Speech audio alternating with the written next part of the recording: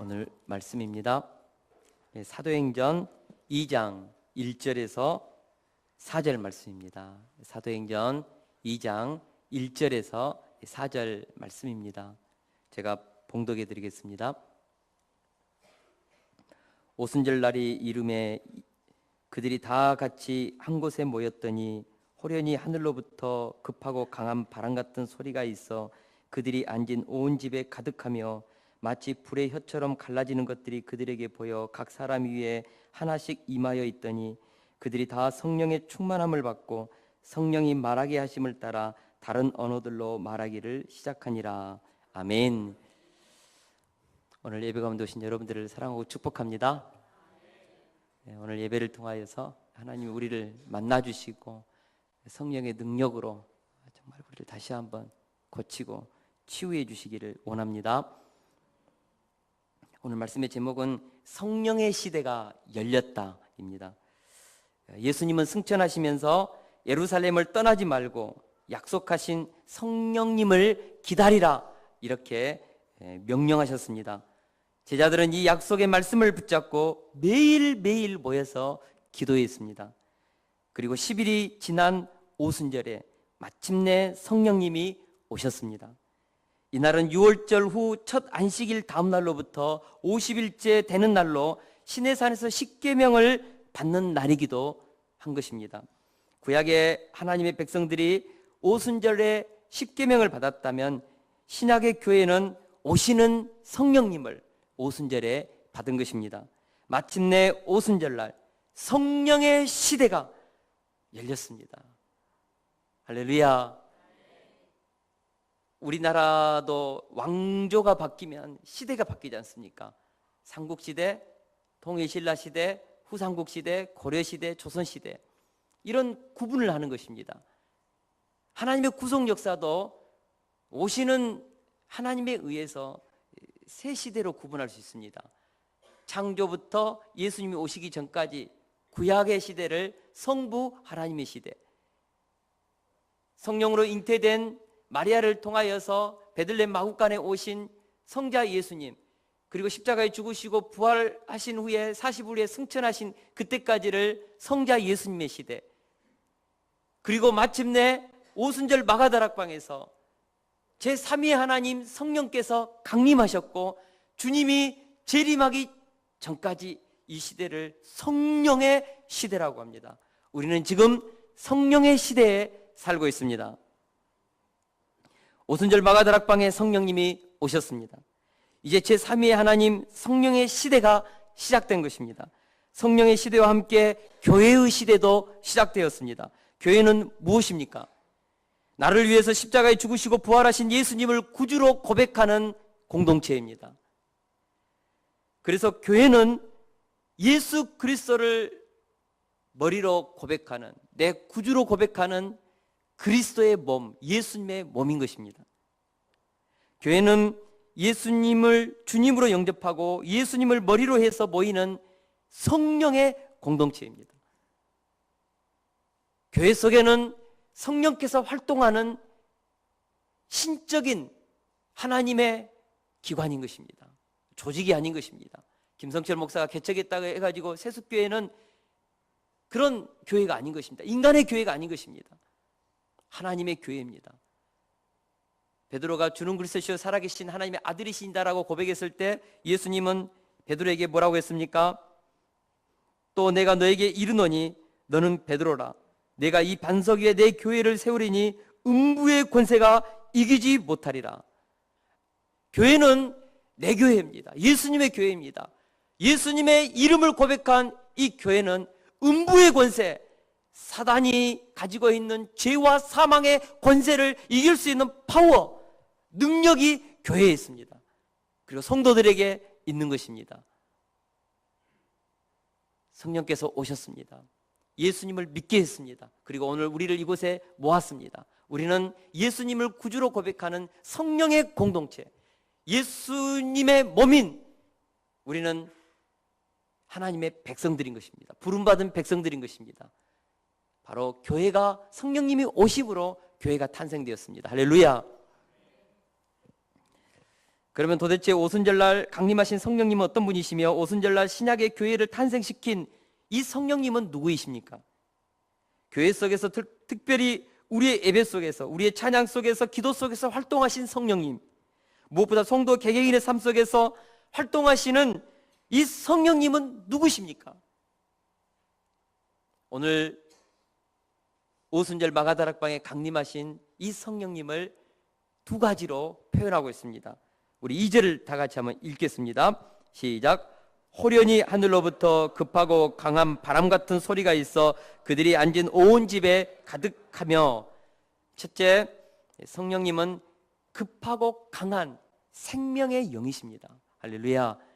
저를 한번 따라서 하겠습니다. 성령님은 급하고 강한 생명의 바람입니다. 성령의 바람이 오순절날 호련히 불기 시작했습니다. 문을 닫고 있었습니다. 그런데도 불어오는 바람이 있었습니다. 이 바람은 하늘로부터 내려온 바람입니다. 여러분, 자연의 바람은 기온의 차이에 의해서, 바다의 온도와 땅의 온도가 서로 다르기 때문에 이런 어떤 기압에 의해서 공기의 흐름이 발생하면서 생기는 바람입니다. 자연의 바람은 문을 닫으면 불지 않습니다. 문을 닫고 있으니까 자연바람이 들어오지 않지 않습니까? 그런데 문을 닫고 있었습니다. 마가다락방에 불어오는 이 바람은 자연의 바람이 아닙니다. 하늘에서 불어오는 성령의 바람, 영의 바람인 것입니다. 하나님의 영이 세상에 임재하는 소리, 급하고 강한 바람 같은 소리, 이것은 하나님의 영, 루하흐가 임재하는 소리인 것입니다. 다시 말해서 하나님의 영이 마가다락방에 강림하신 것입니다. 이 영은 창조의 영으로 땅이 혼돈하고 공허하며 흑암이 깊음 위에 있고 하나님의 영은 수면 위에 운행하시니라고 했는데, 바로 그 창조 때에 온 피조물을 품으면서 생명을 탄생시키기 위해서 이렇게 활동하는 바로 그 창조의 영인 것입니다. 성령님은 모든 창조물에 생명을 불어넣는 생명의 영, 창조의 영인 것입니다. 인간의 코에 The breath of God, 하나님의 생기가 들어갔습니다. 이 생기는 하나님의 루하흐, 생명의 영인 것입니다. 이 생명의 영이 들어갈 때 인간은 살아있는 존재가 된 것입니다. 이 생명의 바람이 오순절날 마가다락방에 분 것입니다. 이날은 성령의 시대를 여는 첫날입니다. 마침내 성령이 인간 역사 속에 활동하시기 위해서 오셨다는 것입니다. 그러나 교회 공동체 위에 오셨습니다. 야구장에 오신 것이 아니라, 시장 바닥에 오신 것이 아니라, 극장의 영화관에 오신 것이 아니라, 정말 국무위원들이 회의하는 청와대에 오신 것이 아니라, 성령님은 교회 공동체 위에 오셨습니다. 하나님의 나라의 일을 해야 하는 교회 공동체 위에 성령의 바람이 불기 시작했다는 것입니다. 그 바람은 급하고 강한 바람이라고 했습니다. 이것은 바로 하늘에서 불어오는 영적인 태풍, 생명의 태풍인 것입니다. 이것을 사람은 막을 수 없습니다. 2002년 8월 23일 우리나라에 태풍 루사가 상륙했습니다. 순간 최대 풍속이 56.7km, 시속 56.7km였습니다. 기상학자들에 의하면 초속 10km의 태풍이 불면 우산을 제대로 가누기가 어렵다고 합니다.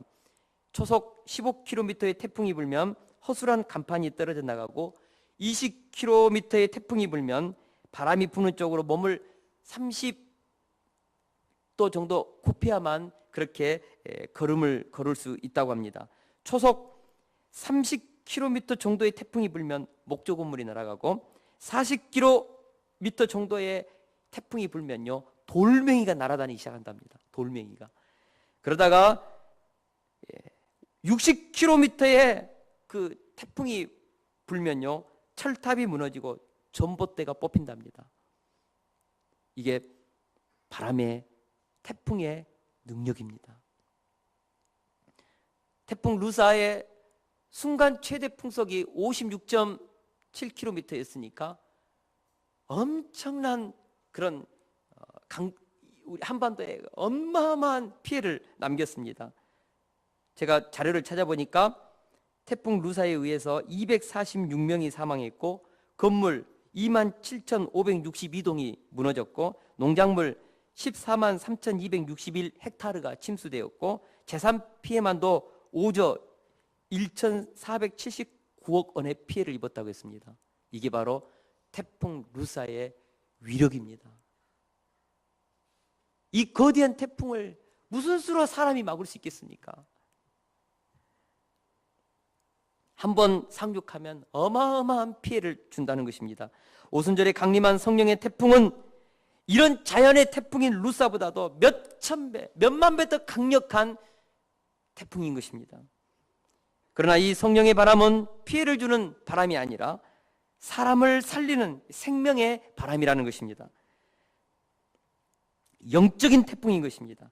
사람의 영혼에 불어오는 하나님의 생명의 바람, 부흥의 바람, 복음의 바람인 것입니다. 이 바람이 불면 해골의 뼈만 앙상한 사람도요, 우울증에 빠진 심령도요, 자살 직전에 있는 심령도 살아나는 것입니다. 생명의 바람이 불면 살아나는 것입니다. 에스겔 선지자는 에스겔서 30장에 보니까 사망이 음침한 뼈만 해골 바가지가 가득한 그 골짜기에 사방에서 생기의 바람, 성령의 바람이 불었습니다. 그랬더니 어떤 일이 일어났습니까? 죽은 시체들이 벌떡벌떡 일어나서 살아나서 큰 군대를 이루었다고 했습니다. 사랑하는 동역자 여러분, 황량한 죽음의 골짜기에 생명의 바람이 불자 뼈만 왕상한 시체들이요 살아났습니다. 이것이 바로 성령의 바람인 것입니다. 생명의 바람인 것입니다. 이 바람이, 급하고 강한 이 생명의 바람이 오순절 마가 다락방에 임재하셨습니다. 교회 안에 불기 시작했습니다. 할렐루야. 그렇게 해서 교회는 탄생된 것입니다. 그리고 이 생명의 바람은 종말의 때까지 멈추지 않고 불 것입니다. 어떤 세상의 권력도, 어떤 세상의 강력한 그 세력도 이 생명의 바람을 막을 수 없습니다. 예루살렘에서 온 유대로 사마리아로 땅끝으로 불어오는 이 생명의 바람을 누가 막습니까? 마침내 이 생명의 바람은 땅끝까지 모든 민족에게 복음이 증거되게 할 것이고 하나님의 뜻을 이룰 줄로 믿습니다. 저는 이 성령의 바람이 우리 교회와 우리 가정과 각 개개인의 영혼에 태풍 루사처럼 불기를 바랍니다. 성령의 바람이 강주에 우리 민족 가운데 불기를 기도합니다. 성령의 태풍이 불면 우리는 성령의 바람을 따라 춤출 것이고 신바람 나서 우리는 하나님 우리에게 주시는 비전을 향하여 전진할 것입니다. 어떤 사람도 우리의 길을 막지 못할 것입니다. 사랑하는 독자 여러분, 우리의 삶에 이 생기가 불 때에 우리는 다시 살아날 것입니다. 성령의 바람, 생명의 바람이 불게 되면 엄청난 생명의 운동이 시작됩니다. 이것을 바로 무브먼트. 한 개인에게 불면 성령 충만한 개인의 어떤 역사이지만 공동체 안에 불면 이것은 하나의 영적인 무브먼트가 일어나는 것입니다. 19세기 말과 20세기 초엽에 세계 각곳에 엄청난 성령의 바람이, 성령의 태풍이 불었습니다. 19세기 말 무디의 부흥운동이 시작되었는데요, 이 부흥운동을 통하여서 SVM이라는 운동이 일어났습니다. 스튜던트 볼런티어 무브먼트, 학생 자원운동입니다. 약 2만 5천 명이 이 무브먼트를 통하여서 각 세계 선교사로 나갔습니다. 그때 왔던 것이 언더우드, 아펜젤로, 헬렌, 헤론 선교사, 게일 선교사, 전부 이 성령의 바람, 이 성령의 바람을 따라서 온 것입니다. 그 장래가 촉망된 의사들, 그 선진국의 중류층 이상의 그 안락한 삶을 누리고 있던 그들이 뭐 때문에 가난하고 말라리아가 창궐한 이 한반도까지 왔겠습니까? 아프리카에 들어가고 중국 땅에 들어가고 순교하고 어떻게 이런 일들이 일어납니까? 성령의 바람이 분 것입니다. 2만 5천 명의 학생들이 세계 각곳으로 나아갔습니다. 성령의 바람이 불면 사람들이 막 헌신합니다. 생명의 바람을 따라서 사람들이 나아가는 것입니다. 할렐루야. 제가 교회사를 연구해 보니까 1903년 때부터 1908년까지 엄청난 세계 곳곳에 부흥운동이 있었습니다. 1904년에서 1905년 영국 웨일즈 지방에 거대한 부흥운동이 있었습니다.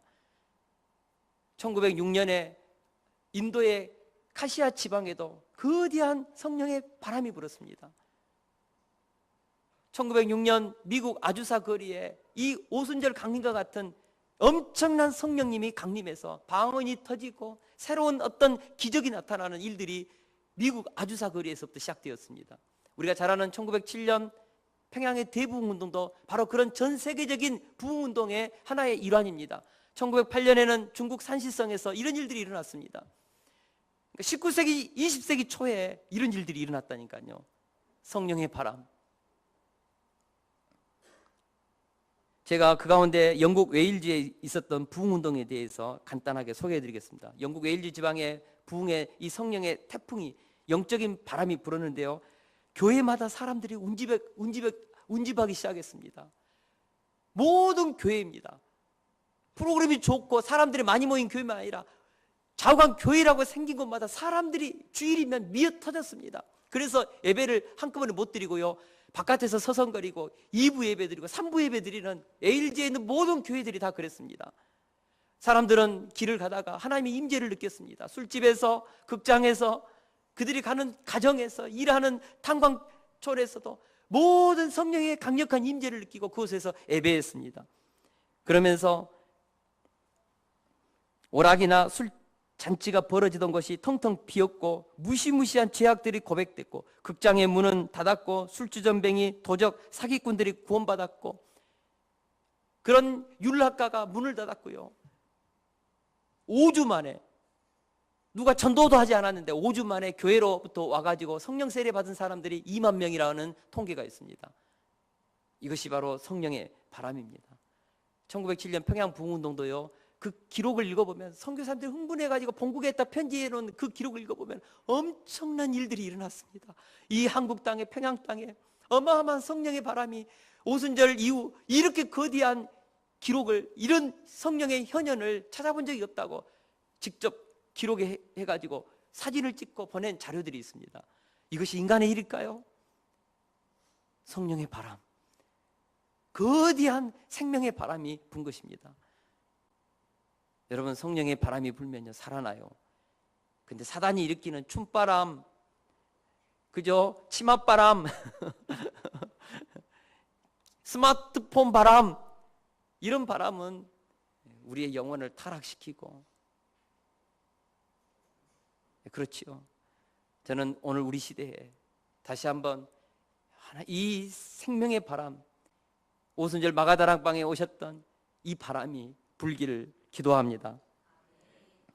이 바람이 불 때 우리의 마음속에 있는 모든 걱정과 근심, 번민과 괴로움, 헛생각과 어둠의 먹구름들은 순식간에 날아가 버릴 것입니다. 또한 가정과 사회를 사로잡고 있는 미신과 우상 숭배를 뿌리 뽑고 악습을 싹 쓸어버리는 놀라운 일들이 일어날 줄로 믿습니다. 이 바람이 주여 오늘 우리 시대에도 다시 한번 불게 하여 주옵소서. 저는 이 성령의 바람이 다시 한번 우리 세대에 강력하게 불기를 원하고 기도합니다. 우리도 기도합시다. 물론 성령의 세례받은 모든 성도들 안에 이 생명의 영이 활동하고 있습니다. 그러나 우리 교회 안에 활동하시고 우리의 심령에 활동하신 이 생명의 성령의 바람이 우리를 통하여서 급하고 강한 바람으로 활동하도록 우리가 해야 한다는 것입니다. 우리 교회 안에 성령의 바람이 불어서 우리의 가정과 자녀들이 세워지는 역사가 있을 수 있기를 원합니다. 교만한 심령들이 무너지고 완악한 심령들이 깨지는 이 생명의 생기가 그들의 영혼에 들어갈 수 있기를 원합니다. 그러면 마른 뼈와 같은 우리 자녀들이 살아날 것입니다. 할렐루야. 둘째로, 성령은 재창조의 불입니다. 저를 한번 따라서 하겠습니다. 성령은 재창조의 불입니다. 구약 성경에 보면 하나님의 임재의 현상 중에 하나로 불이 나타나는 것을 보게 됩니다. 창세기 15장에서 아브라함과 언약을 맺을 때 타는 햇불이 쪼갠 고기 사이로 지나더라고 했습니다. 또한 모세를 부를 때 떨기나무 불꽃 가운데서 모세야 모세야 부른 것입니다. 우리가 잘 아는 것처럼 시내산에서 하나님께서 강림하실 때에 시내산 연기가 자욱하니 여호와께서 불 가운데 강림하셨다고 출애굽기 19장 18절은 증언하고 있습니다. 하나님의 임재의 표현 중에 하나가 불입니다. 불. 엘리야가 갈멜산에서 하나님 앞에 제단을 쌓고 제사를 드렸을 때 하늘에서 불이 임해서 그 재물과 돌과 그 나무와 흙을 태우고 도랑에 있는 물을 핫아서 소멸시켰다고 했습니다.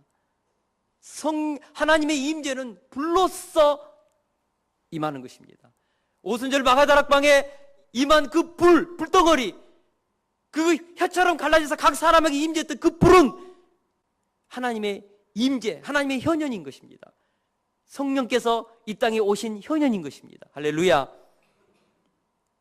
우리 3절을 다 같이 한번 읽겠습니다. 시작. 마치 불의 혀처럼 갈라지는 것들이 그들에게 보여 각 사람 위에 하나씩 임하여 있더니, 성령의 하나님은 불덩어리로 마가다락방에 현현했고 그 불덩어리는 혀처럼 갈라져 각 사람 위에 임하였습니다. 왜 성령님은 불로 임재하셨을까요? 불은 모든 것을 태워버리는 성질을 가지고 있습니다. 다시 말해서 불은 모든 것을 태워서 본질을 바꿔버리는 특징이 있다는 것입니다. 성령님은 각 사람 위에 불로써 임재하십니다. 그래서 그 사람 안에 있는 모든 죄성을 소멸시키는 것입니다. 특별히 영적인 불로서 아담 안에 있는 온갖 더러운 죄를 태워버리는 것입니다. 성령의 불이 우리 각 사람에게 임재하면 그 사람 안에 있는 정욕과 음란한 생각과 미움과 시기, 온갖 상처들, 불평과 원망들, 내면 안에 우글거리는 죄의 쓰레기들을 이 성령의 불이 다 태워버리는 것입니다. 소각시켜버리는 것입니다. 우리의 본질을 변화시키는 것입니다. 이사야 선지자가 하나님의 임재를 경험하면서 화로다 나여 망하게 되었도다, 나는 입술이 부정한 중에 하나님을 배웠다. 이때 스랍에 있는 천사가 급히 제단에 그 핀 숲을 이사야의 입에 대었습니다. 그러면서 뭐라고 했습니까? 너의 악이 제하여졌고 내 죄가 사하여졌느니라. 이 불은 우리를 정결케 하는 것입니다. 사랑하는 형제 여러분, 성령의 불이 우리에게 임하면 우리는 정결해지는 것입니다. 새로운 피조물이 되는 것입니다. 성령의 불길은 용광로와 같습니다. 용광로는 그 어떤 쇳덩어리도, 그 어떤 녹슨 고철도, 폐차된 자동차도 다 녹여버리는 것입니다. 용광로에 쇠들이 들어가면 모든 불순물이 제거되고 새로운 철판이 그 속에서 새롭게 재탄생하는 것입니다. 불은 그렇습니다. 우리 안에 있는 모든 죄를 다 소각시키고 찌꺼기를 다 태워버리고 우리를 새로운 피조물로 만들어내는 것입니다. 그래서 성령의 불은 재창조의 영인 것입니다. 고린도후서 5장 17절에 보니까 이전 것은 지나갔으니 보라 새 것이 되었도다. 전혀 새로운 사람이 탄생되는 것입니다. 예수 그리스도를 영접하는 심령 가운데 성령의 불이 임하면 새로운 사람이 됩니다. 새로운 사람, 뉴빙, 새로운 성품을 가진, 새로운 인격을 가진, 새로운 가치관을 가진, 새로운 비전을 가진 새 사람이 나온다니까요. born again, 다시 태어나는 것입니다. 사랑하는 독자 여러분, 성령의 불이 임하면요, 사람들이요 희한한 일들이 일어납니다. 게임 중독, 음란물 중독, 도박 중독, 각종 그런 중독들이 끊어져요. 정말 끊어집니다. 성령의 불이 우리 속에 타오르면요, 새로운 삶을 사는 것입니다. 우리 교회도 그런 분들이 있습니다. 우리가 잘 아는 우리 박성우 집사님, 얼마나 욕을 잘했는데 욕쟁이였다고 합니다. 그 간증문을 우리가 들었을 때. 근데 성령께서 임재하셨어요. 사람이 변화되었어요. 입이 거룩해져요. 얼굴도 거룩해져요. 고등학교 때 친구들이 도대체 저 인간은 왜 저렇게 성자같이 저렇게 다니냐, 저희 입에서 한번 욕 한번 나오게 하자 내기를 걸었어요. 한번 놀리고 한번 정말 좀 저 인간 한번 욕 한번 나오게 한번 우리가 한번 해보자. 만약에 입에 욕이 나오면 네가 이기고 안 나오면 내가 진 거다. 내기를 걸었다고 했다는 그 간증문을 제가 들었습니다. 성령께서 임재하시니까 변하는 거예요. 언어가 변하는 거예요. 얼굴이 변하는 거예요. 삶이 변하는 거예요. 우리 박호진 집사님 사역 간증할 때 한 번은 사진을 가져왔더라고요. 주민등록. 제가 그 주민등록 사진을 보고 놀랐어요. 얼굴이 얼마나 반항기가 그냥 이글거리는지 꼭 싸움을 걸 듯하는 그 눈빛 있지 않습니까? 내가 우리 호진 집사님 보고 이것 보고 놀랐습니다. 군대에서도 고참이 그냥 뭐라고 거두면 옛날에 꼰투했잖아요. 바로 주먹이 그냥 어퍼컷이 날아가고 그런 인생이었습니다. 근데 하나님께서 바꿨지 않습니까? 변화시켰지 않습니까? 어떻게 보면은 그냥 바보처럼 요즘에 매일 웃고 다니잖아요. 왜요? 하나님이 변화시킨 것입니다. 그의 삶을 새롭게 한 것입니다. 우리 기용군 성도님도 저하고 목요일마다 공부하는데 그런 말을 해요. 정말 우리 주님 만나고 난 다음부터 새롭게 사업을 펼쳤지 않습니까? 예전 같았으면 직원들 뭐라고 그러면 그냥 당장 잘라내버린대요. 그러나 이제는 그렇게 못한대요. 직원들 참는데요. 꾹꾹 참는데요. 하나님의 영광을 위해서 하나님의 때까지 기다린대요. 무엇입니까? 성령께서 오셔서 새로운 성품으로 빚어가고 있는 것입니다. 할렐루야. 그러면 저는 거룩한 줄 아세요? 저 대학 다닐 때요 골빈당이었습니다. 골빈당이 뭔지 아세요? 골이 빈 인생. 앞에 가는 여학생들 뒤에서요 희롱했다니까요. 골빈당을 사랑해야 된다고. 떨어지는 담배 주워 피고 디스코텍에서 하숙집에 있던 그 대구 사범대 나온 선생님 새벽 1시까지 흔들어 대고 정말 그랬습니다.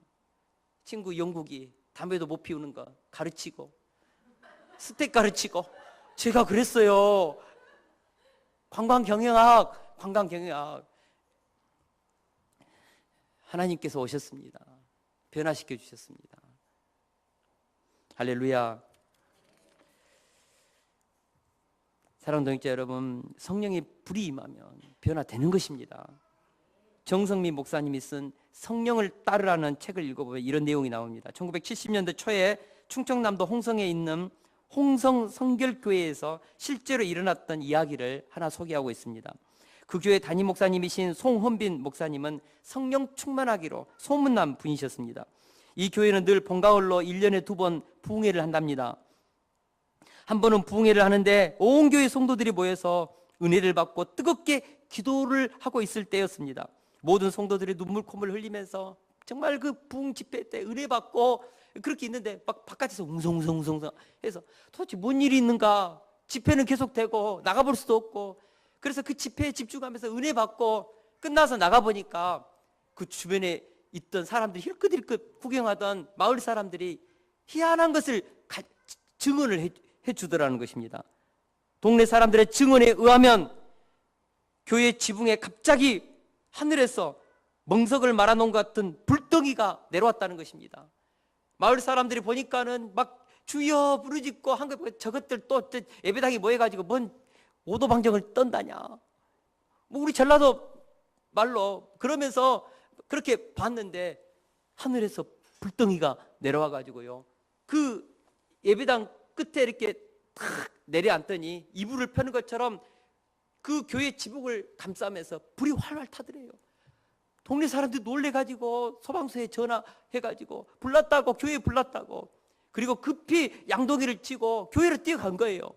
그랬더니 그 불이, 지붕에 타오르던 그 불이 다시 그냥 휙 한 곳으로 모이더니 쑥 하늘 위로 올라가더라는 것입니다. 불신자들이 봤어요. 이것을요. 그래서 부흥 집회가 끝난 성도들한테 그 얘기를 해줬어요. 그런 일이 있었다고. 교회는 뭔가 있는 것 같다고. 그 이후로부터 이 홍성 이 성결교회 안에 엄청난 부흥이 있었답니다. 지금은 그 교회가 그 지역에 가장 크대요. 많은 사람들이 그것을 보고 그 간증을 듣고 그 교회로 몰려들었다는 것입니다. 실제 있었던 실화입니다. 실화. 아르헨티나, 브라질 같은 곳에는 지금도요, 산기도 할 때요, 불이 붙는데요. 그 산에 모세의 가시 떨기나무가 붙었던 그 불이 진짜 임재한대요. 정성민 이분이요, 직접 그 브라질 가가지고 그 산기도 하면서 그 불 붙은 그 가지를 기념으로 가져왔대요. 그런 일들이 지금도 일어난대요. 사랑하는 도역자 여러분, 성령은 불로 오늘 이 예배 속에 임재하고 계심을 저는 믿습니다. 우리가 예배 드릴 때, 우리가 기도 모임하고 찬양할 때 성령의 불이 우리 눈으로 보이지 않지만 그 불이 각 사람의 심령에 타오르는 것입니다. 오늘 또 우리 귀에 들리지 않지만 생명의 바람이 오늘 예배 속에 부는 것입니다. 우리의 심령에 부는 것입니다. 성령의 바람이, 생명의 바람이 불 때, 성령의 불이 우리 속에 임재할 때, 우리 모임은 민족 복음화와 세계 선교를 위해서 저는 쓰임받을 수 있다고 믿습니다. 우리가 무슨 수로 민족을 복음화시키고 세계 선교하고 다음 세대를 일으킵니까? 우리가 무슨 수로? 우리가 무슨 능력으로? 그러나 성령의 바람이, 오순절 마가다락방에 임재하셨던 그 급하고 강한 성령의 바람, 생명의 바람이 우리 속에 강력하게 불 때, 그 불이 우리 각자에게 임하고 그 불이 활활 타오를 때에 하나님은 우리를 통하여서 21세기 새로운 사도행전의 역사를 저는 쓰게 할 줄로 믿습니다. 오늘 이 예배 속에 보이지 않지만 성령의 불이 활동하고 있는 것입니다. 우리가 듣지 못하지만 생명의 바람이 불고 있는 것입니다. 할렐루야.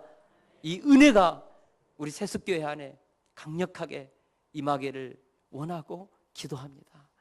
우리 금요철학기 때 우리가 간절히 부르짖으면 성령의 불이 강력하게 이 공동체 안에 활동하면서 우리를 통하여서 이 성령의 불의 통로가 될 줄로 저는 믿습니다. 우리 찬양하고 우리 같이 제가 기도하고 우리 명단 봉헌식, 태신자 명단 봉헌식 하겠습니다.